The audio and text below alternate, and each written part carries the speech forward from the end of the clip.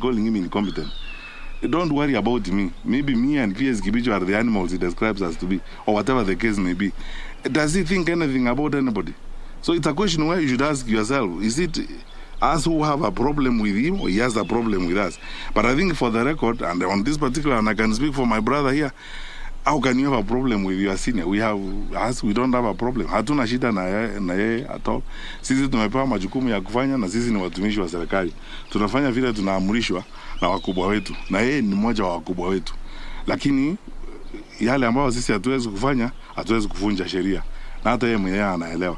Wakati tumehitilafiana, wakati mambo anataka tuvunje sheria, labda hapo ndio shida iko. Labda shida ya Kibicho na mimi ni kusema la. Two letter word, no. Kusema no for something. And even these officers I know, vile wanatusiwa ni kwa sababu labda wakati mwingine wamesema hapana kwa mambo fulani kama hayo. Kwa hivyo sisi hatuna shida na yeye, labda ana shida na sisi yeye mwenyewe, lakini mimi sijamuuliza na sijakuwa na nafasi ya kumuuliza. Na labda sitakuwa na nafasi ya kumuuliza kwa sababu najua katika protocol ya serikali, unajua hata mkono huwezi kunyoosha mkono kwa mkubwa wako, unangojea mkubwa wako akusalimie.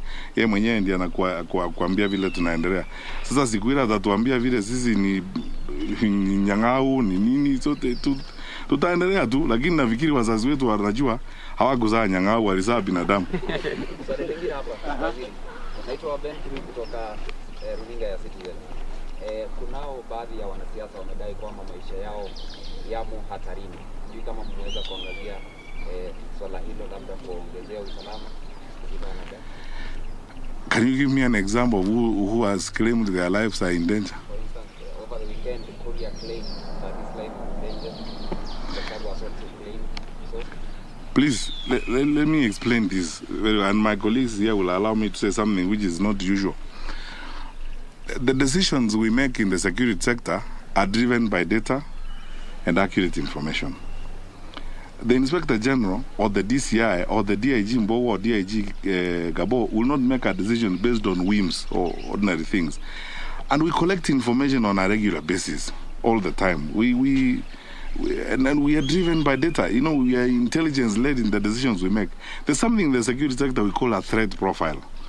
Threat profile is when we wake up in the morning, and most of these gentlemen who are standing before you here, we start interactions from as early as sometimes 4 a.m. in the morning or 3, or sometimes depending on what the night has thrown to us, we are awake all night.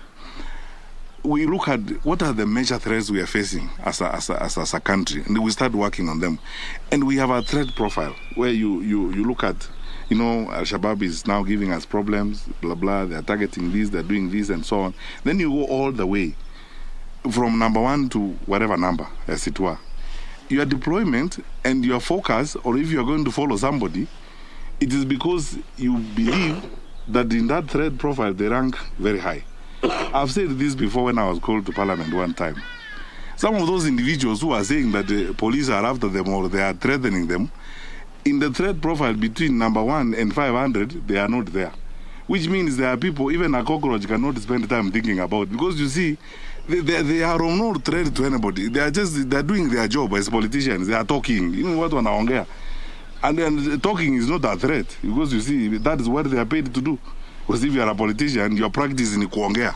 Which means as you talk around, even a lizard passing around is not worried about you. So why should Imbowa deploy police officers after you?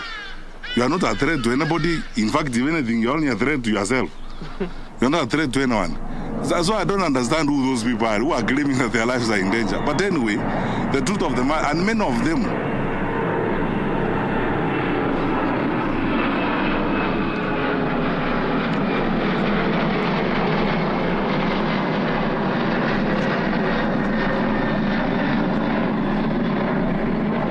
sorry about that. I hope we'll finish before another plane.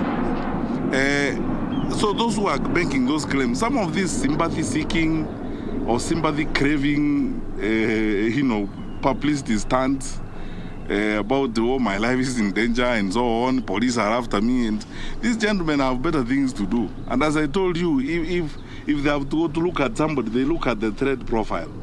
Where do you feature? If between number 1 and 600, you don't feature, why would a senior police officer like Tiombo spend time on you, honestly?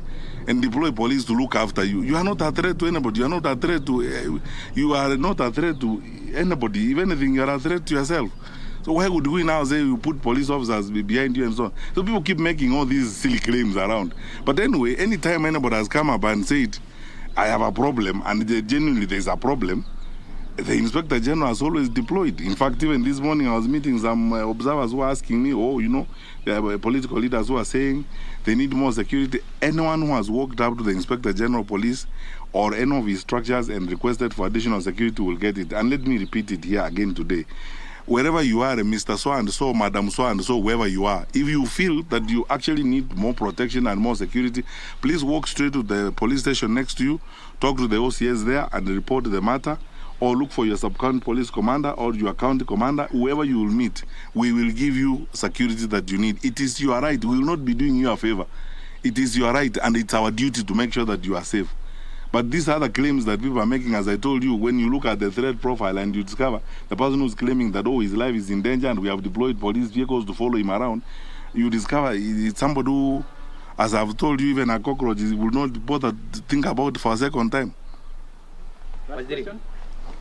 Hapa naitwa Boni kutoka Ru TV. Ningependa kujua shughuli ya upelelezi ya wale majamaa walishikwa kule Eldoret, kama unasambaza vikaratasi vya uoga imefikia wapi? Alafu nyingine sema kwamba serikali ifanye mambo kwa giza. Lakini kwangu hivi ni kuna giza pale. Kuna wale majamaa wa Venezuela walishikwa, alafu idea akaongea na waandishi wa habari akasema kwamba shughuli imesuluhishwa na mambo yamekuwa sawa. So sijui ili suluhishwa vipi. Napenda kujua. Alafu la mwisho kuna DPP nyumba yake imevunjwa vya asubuhi, na inasemekana kwamba ni kwa sababu alikuwa ametoa alikuwa ameelekeza kwamba Junet na kina Joe wachunguzwa kwa ile video ya naibu wa rais. Sijui ni hali ya kuonea mabibi. Unajua sasa, now that is where we part ways, because security matters. You cannot subject them to propaganda, and gossip and all those kinds of things. First of all, as a rule of thumb, I tell you, my brothers and sisters, you know this for a fact. You also want a responsible Minister of Interior in your country. When investigations are going on, as a rule of thumb, and our DCI is here, we have agreed in the security sector. We don't run sideline commentaries when investigations are going on, because then we interfere with the work of the officers who are, doing the investigations. The matter of the rivulets, some investigations are going on. We've already taken some people to court, and we are continuing to look for more information so that we get to the very bottom of the matter. But the process of punishment has begun. We will present the information we have, and our officers will present the information they have, and then the courts will decide who is right and who is wrong. And I don't want to comment more about that. On the matter of the Venezuelans, these are two independent institutions. You forget one thing. The Office of the Inspector General of Police under the law is an independent office, and the IEBC is an independent institution. The two institutions come together and look at an issue like the one of the consultants or people who have been hired to do the work they are doing. In their wisdom, they take a decision, and all the issues involved have been explained and sorted out. And they agree that we have now explained all the gray areas on this matter. We are on the same page. Let us move forward. And they decide responsibly, I believe as responsible people, that let us not engage in press commentaries that are going to affect the conduct of the general elections. Why would we want to go back to them again and tell them, okay, so what happened? How many cups of tea did you take during that meeting? Who said what, and so on? Let's trust our Inspector General Police. Let's trust Mr. Jebukati, the chairman of the IEBC, on the decision they took on that matter. I am satisfied myself when I was briefed by the decisions of the Inspector General of Police, and we are fine. And then he has briefed us on the conversations he had with the IEBC on the matter. We are satisfied completely with how they resolved the matter, and we believe that is the responsible way of managing these affairs. Let us proceed now to another matter. On the issue of the house of the DPP, again, it applies to what I told you earlier. I don't want to make sideline comments now when a matter as sensitive as that has happened. Now, you already have jumped to conclusions before investigations are done. Now, my brother, if we go that way, we will hurt ourselves. Let us always be focused. When something has happened, we have competent officers, we have competent teams. They come up, they investigate the matter, wanachunguza, wanatafuta ukweli mahali huko. Kama kuna ushahidi wa kutosha, mambo fulani yamefanyika, wahusika wanapatikana, alafu wanapelekwa kotini. Tunataka kufuata sheria na tunataka kuishi kisheria. vile tunatakiwa kuishi. Sawa. One last question perhaps. Oh. Yes. Bwana Waziri, Two different issues, and thank you for asking me the question. Number one, and I repeat it again, in a society of our kind, and all societies around the world, leadership is organized in the manner in which our leadership is organized. Can you imagine a case where the president says one thing and the minister says another and the inspector general says another? We don't want chaos in our society. In the security sector, when it comes to policy and implementation of government policy, we queue behind the president. That's what I've told chiefs. If the president says 100% transition from primary to secondary, and I want every child in school, how can you not do it in your location when you are a chief and the president has said that? If the president has committed himself, even at the UN, on goals that we must meet on this FGM thing, how can you tell me as a chief that you're not going to go around the villages to fight FGM, because that is what the president has said and that is what national government has committed itself to? So this is what we must do, and I will repeat it again. Now and any time in my life, even when I am not Minister for Interior, I would wish that the next Minister of Interior also lives that way. Organizes the national government infrastructure to queue behind the president and national policy. That is how we manage the country. Because imagine a case where the president says, we are going to work with the Minister of Education to fight examination cheating. Then tomorrow the chiefs say, no, us, we are not going to do that kind of thing. What kind of country are you going to have? So that is what I meant when I tell chiefs, and I tell them even to this day, on national policy, and when the president takes a decision on the matter and the president spells out a position, I am the first to queue behind my president, and I'm followed by my colleagues. That is how it is going to be, and that is how it should be, for us to have an orderly environment. On the question of elections and campaigns, let's stop pretending about one thing. Even the judges of the High Court, the judges of the Court of Appeal, and the judges of the Supreme Court will vote. But the matters on which they are voting, some of them may come before them. There is a clear line between my inclination and my responsibility, my obligation and my inclination. All of us here, the way we are seated here, even my colleagues here, I don't know, some of them are Muslims, they go to the mosque on Friday. Others are Catholics, they go to church on Sunday. Others are Anglicans, they go to church on Sunday. Others, like me, are Seventh-day Adventists, they go to church on Saturday. But when we come to work, we have our obligations. I will not wear the lenses of my religious inclination. I will not wear the lenses of my faith. I will, if you come before me, I will not ask you where you belong to and where you come from. I am not supposed to do that under the law. I have an obligation. I have a legal obligation. So there must be a line drawn between legal obligations and personal inclinations. To pretend here that people do not have any, even our officers, police officers will vote. They have inclinations. They may have preferences. But they know that when they wake up in the morning and they are wearing kofia, kirauni, na wanabeba bunduki, they are going to work. They are going there to serve every Kenyan. And they will not ask every Kenyan, where did you vote? No. That's you are not allowed to do. So let us agree on this particular matter. There is a very clear line between obligations and inclinations.